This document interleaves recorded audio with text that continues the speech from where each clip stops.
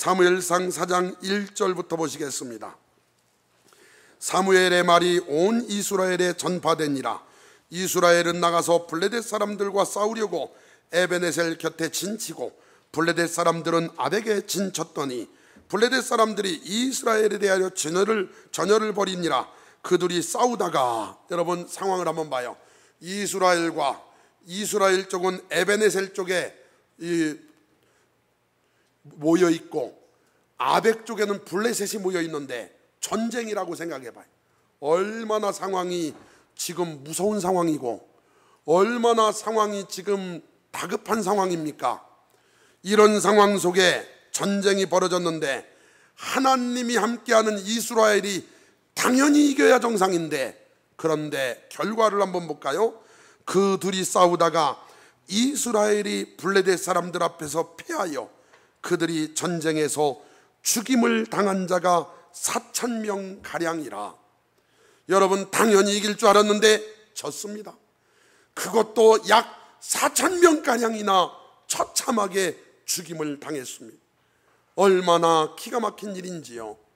여러분, 우리도 신앙생활하면서 하나님을 믿노라 하면서 얼마나 세상에 지고 있고 마귀한테 지고 있고 병마에게 지고 있고 환경에 지고 있습니까?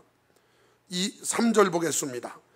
백성이 진영으로 돌아오매 이스라엘 장로들이 이르되 여호와께서 어찌하여 우리에게 오늘 블레셋 사람들 앞에 패하게 하셨는고, 여호와의 언약궤를 실로에서 우리에게 가져다가 우리 중에 있게 하여 그것으로 우리를 우리 원수들의 손에서 구원하게 하자 하니.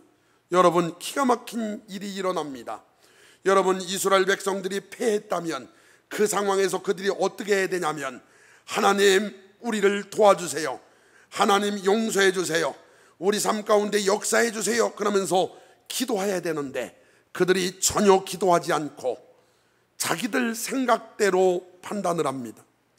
당시 장로들은 나이가 지긋한 지도자들인데 그들이 뭐라고 했냐면, 우리가 실로에 있는 언약궤를 가져다가 그 언약궤로 전쟁에서 승리하게 만들자. 야, 참 무서운 얘기입니다. 여러분, 성경책이 우리로 승리하게 만들지 못합니다. 교회가 우리로 승리하게 만들지 못합니다. 하나님이 아무리 전능하셔도 그분이 역사하지 않으면 우리와 관련이 없어집니다. 지금 언약궤를 가져다가 그것으로 우리를 우리 원수들의 손에서 구원하게 하자. 기가 막힌 아이디어였지만 잘못된 거였습니다. 여러분, 여리고성을 무너뜨렸던 여호수아가 아이성에서 실패합니다. 거기서 약 3,000명이 죽게 됩니다.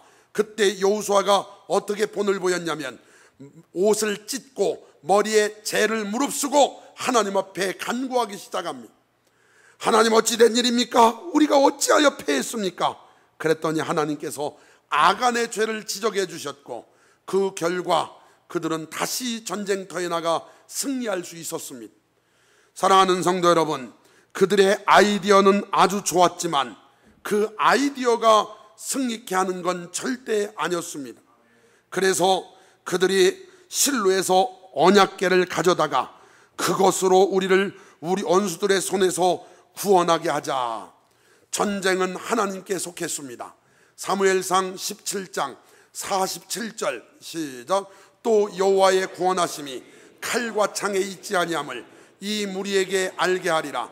전쟁은 여호와께 속한 것인즉 그가 너희를 우리 손에 넘기시리라. 아멘.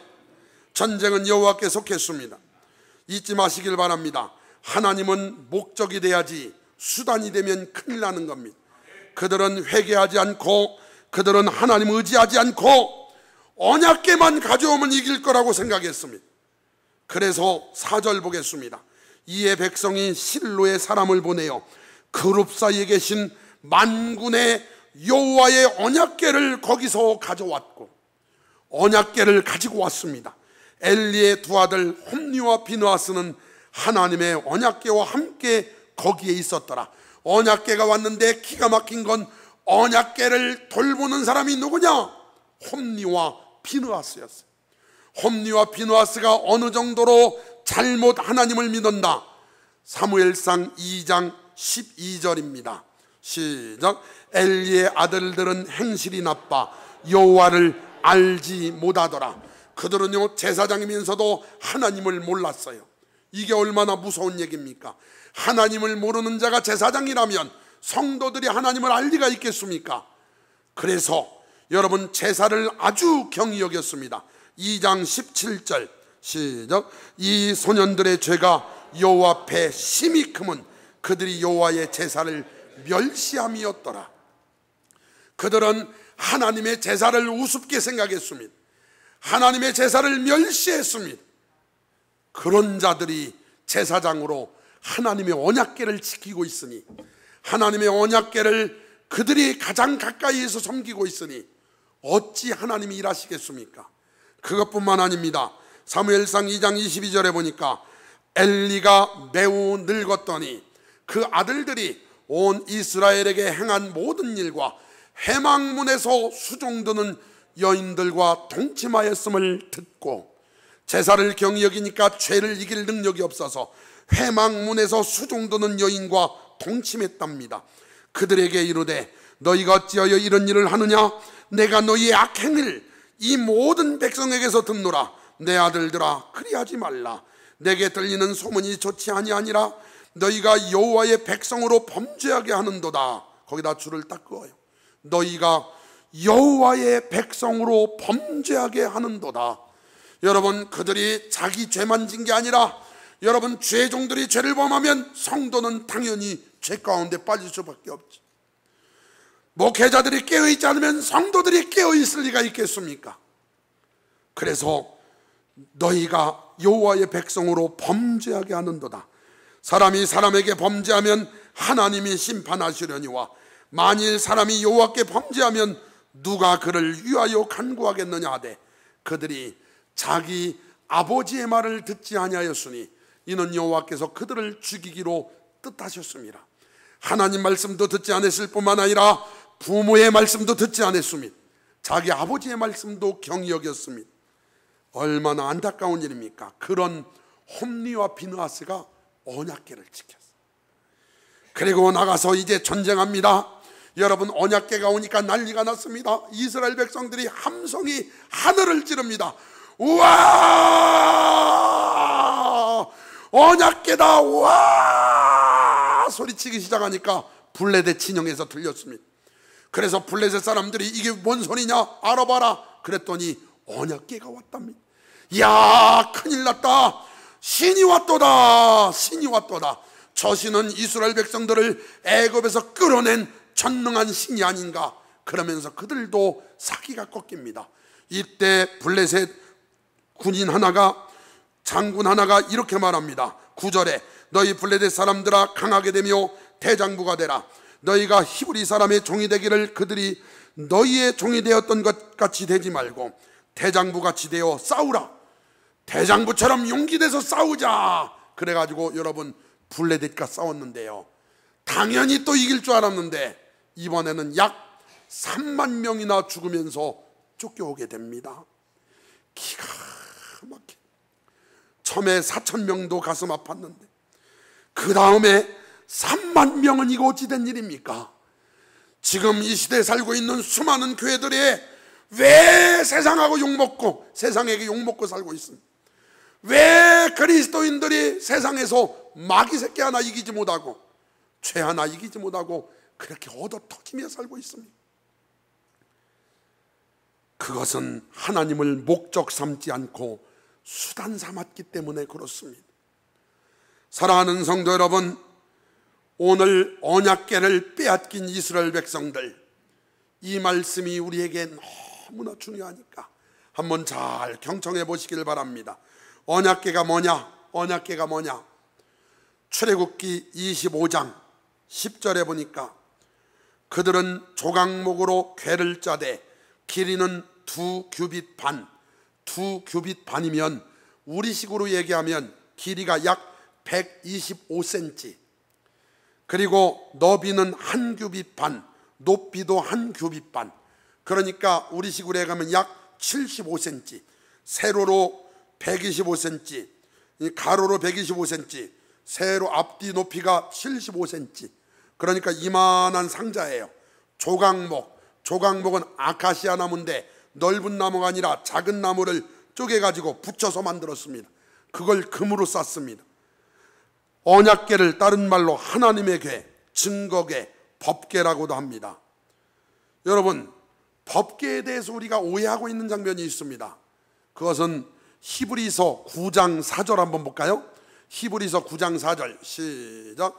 금향로와 사면을 금으로 싼 언약궤가 있고 그 안에 만나를 담은 금항아리와 아론의 쌍난 지팡이와 언약의 돌판들이 있고, 여러분 히브리서 9장 4절에서 우리에게 말한 것은 굉장히 중요한데, 이상한 건요, 어느 날부터 신앙이 변질되기 시작했고 하나님의 섭리와 의도가 조금씩 바뀌기 시작을 했습니다. 이 지금 언약궤 안에 세 가지가 들었다고 분명히 말하고 있죠. 아론의 쌍난 지팡이와 금항아리, 만나 담은 금항아리와 십계명 돌판이 들었다고 그러죠. 그런데 성경에는 뭐라고 말씀하나 한번 보겠습니다. 출애굽기 25장 16절 시작. 내가 내게 줄 증거판을 궤 속에 둘지며, 모세가 두 번째 시내에서 받아왔던 십계명 적힌 돌판 있죠. 그 돌판을 거기다 뒀대요. 그런데 놀라운 얘기가 있습니다. 열왕기상 8장으로 가보겠습니다. 9절, 이 말씀은 꼭 기억하시길 바랍니다. 시작. 그 궤 안에는, 다시 한번, 그 궤 안에는 두 돌판 외에 아무것도 없으니, 여러분 다시 한번 읽어봐요. 거기까지. 그 궤 안에는 두 돌판 외에 아무것도 없으니, 여러분 언약궤 안에는 이것저것 들어가는 게 아니고 원래는 언약궤 안에는 두 돌판 외에는 아무것도 없어요. 정상에 아무것도 없어요. 아무것도 없어라. 그런데 원래 그랬던 것이 언제부턴가 거기에 이것저것 넣기 시작을 했습니다. 하나님도 처음에 그렇게 말씀하지 않았습니다. 민수기 17장 8절입니다. 시작. 이튿날 모세가 증거의 장막에 들어가 본즉 레위 집을 위하여 낸 아론의 지팡이에 움이 돋고 순이 나고 꽃이 피어서 살구 열매가 열렸더라. 모세가 그 지팡이 전부를 여호와 앞에서 이스라엘 모든 자손에게로 가져오매 그들이 보고 각각 자기 지팡이를 집어 들었더라. 여호와께서 또 모세에게 이르시되 아론의 지팡이는 시작. 증거궤 앞으로 도로 가져다가 거기 간직하여 반역한 자에 대한 표징이 되게 하여 그들로 내게 대한 원망을 그치고 죽지 않게 할지니라. 여러분, 그 안에 넣으라고 하지 않고 그 앞에 놓으라고 했어요. 언약궤 어디다 두라고요? 앞에 두라고 해요. 앞에.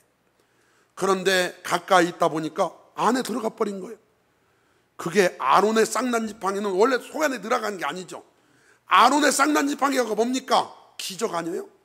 우리가 신앙생활하면서 말씀 위주의 삶을 살아야 되는데 언제부턴가 기적을 초점 맞추고 표적에 초점이 맞춰지면, 이스라엘 백성들의 표적을 구할 때 내가 요나의 표적밖에 보일 게 없다고 그랬죠. 거기 아론의 쌍난 지팡이가 들어갔어요. 두 번째, 출애굽기 16장으로 가보겠습니다. 만나 항아리가 어떻게 들어갔나 봐요.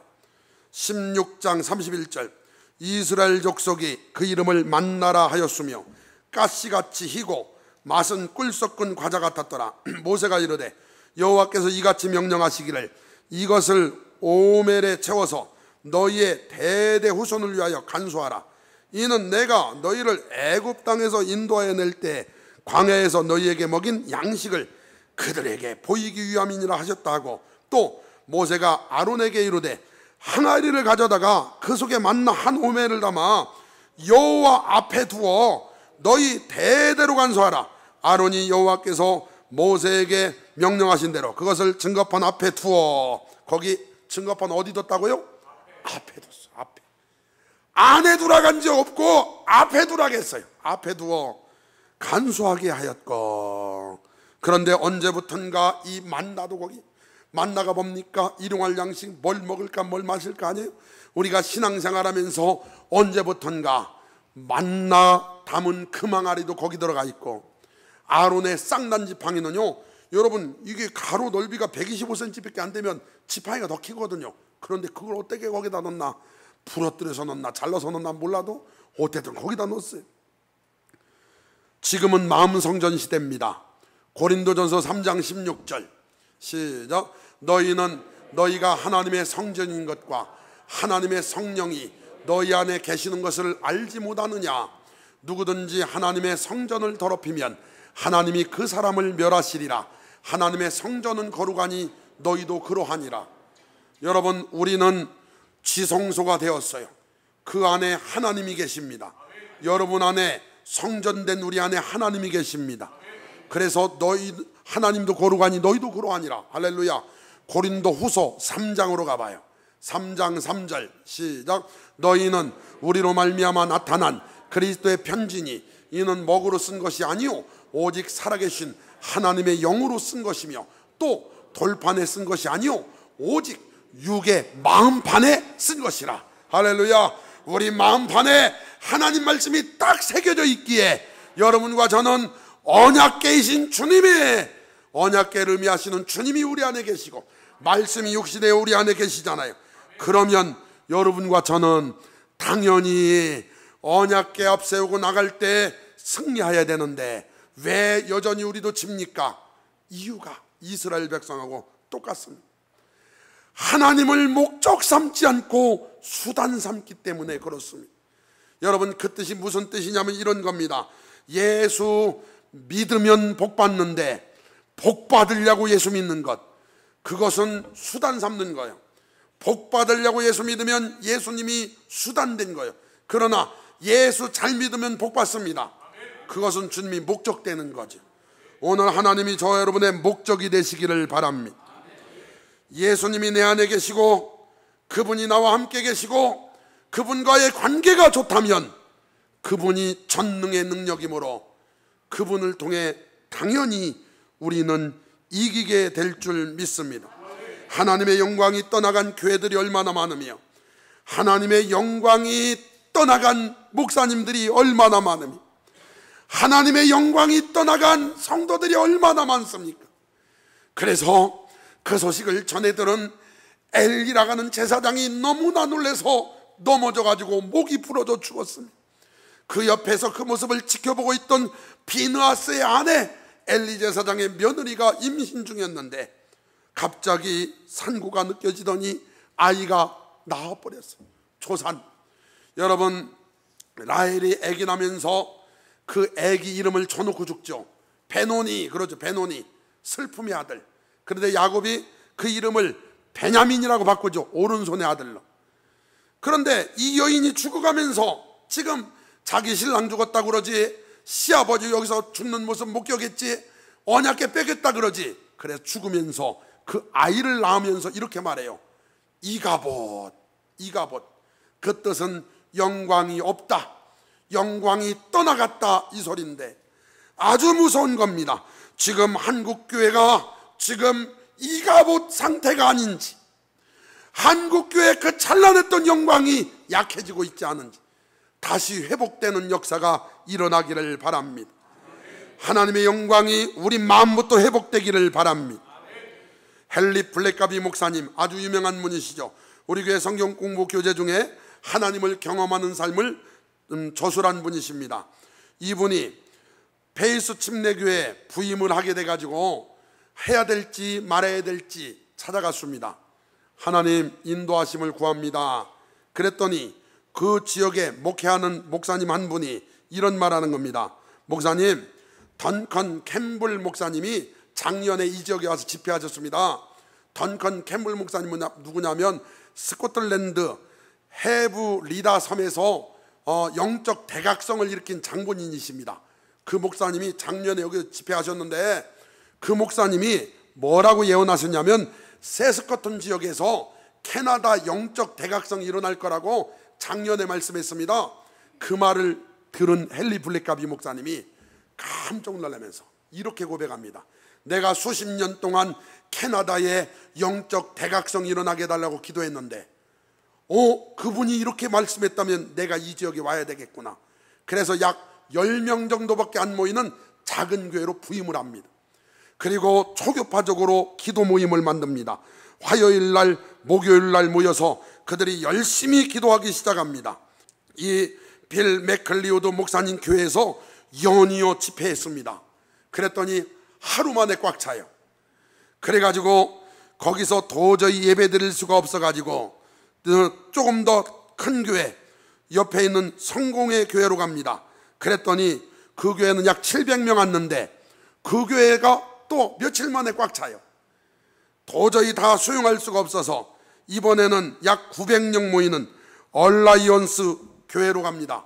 그랬더니 그 교회도 또 꽉 차요. 그래가지고 이번에는 1500명 모이는 연합교회로 갔는데 거기에도 며칠 만에 꽉 차요. 그래서 11주 동안이나 쉬지 않고 저녁 10시에서 11시까지, 어떤 때는 새벽 4시에서 5시까지 11주 동안 부흥회가 일어납니다. 거기서 시작이 돼가지고 캐나다 전역에 영적 대각성이 일어나요. 시작은 미약했지만 하나님이 역사하신 줄 믿습니다. 사랑하는 성도 여러분, 여러분 심령부터 각성이 일어나기를 기대합니다. 여러분이 하나님 말씀을 하나님 말씀 되게 하고 하나님의 권위를 하나님으로 인정하고 하나님의 사람이라는 그 의식을 잊지 않고 살고 있다면 여러분을 통해 하나님 일해 주실 줄 믿습니다. 떠나갔던 영광이 다시 임하게 돼 있습니다. 모든 사람이 죄를 범하였음에 하나님의 영광에 이르지 못하더니, 그러나 여러분, 우리는 성전되었으므로 먹든지 마시든지 하나님의 영광을 위하여 살아야 될 줄 믿습니다. 영광이 다시 내려옵니다. 영광이 다시 회복됩니다. 영광이 다시 일하십니다. 오늘 우리 인생 가운데 영광이 드러나게 될 줄 믿습니다. 오늘 하나님의 은혜를 알면 절대로 옛날처럼 사라지질 않습니다. 옆에 언약궤가 있는 것이 이기는 게 아니라 언약궤를 모실 만큼 깨끗하고 하나님을 사랑하고 그분과 관계가 좋을 때 이기는 겁니다. 사랑하는 성도 여러분, 내 안에 언약궤이신 주님이 계시지 않습니까? 그분이 나를 통해 일하실 수 있도록 그분의 말씀에 순종하시기를 바랍니다. 그분이 내 안에 계시다는 그 믿음을 가지고 절대로 함부로 살지 말고 은혜롭게 사시기를 바랍니다. 신앙생활을 수단 삼지 말고 목적 삼으시기를 바랍니다. 그럴 때 하나님이 역사해 주실 줄 믿습니다. 오늘부터 새로운 결심과 각오가 있기를 바랍니다. 하나님의 영광이 떠나간 교회들, 하나님의 영광이 떠나간 많은 목회자들, 하나님의 영광이 떠나간 수많은 성도들, 다시 하나님의 영광이 여러분을 지금 문 두드리고 계십니다. 다시 여러분 하나님의 영광이 드러내는 삶의 주인공 되기를 바랍니다. 오늘부터 먹든지 마시든지 하나님의 영광이 되기를 바랍니다. 무엇을 하든지 하나님의 영광이 되기를 바랍니다. 우리의 교회가 하나님께 영광 돌리는 복 있는 교회가 되기를 바랍니다. 과거에 이가봇이었지만 이제부터는 하나님의 영광이 다시 임한 복 있는 교회, 복 있는 성도, 복 있는 나라 되어서 하나님께 영광 돌리시기를 주님의 이름으로 축원합니다.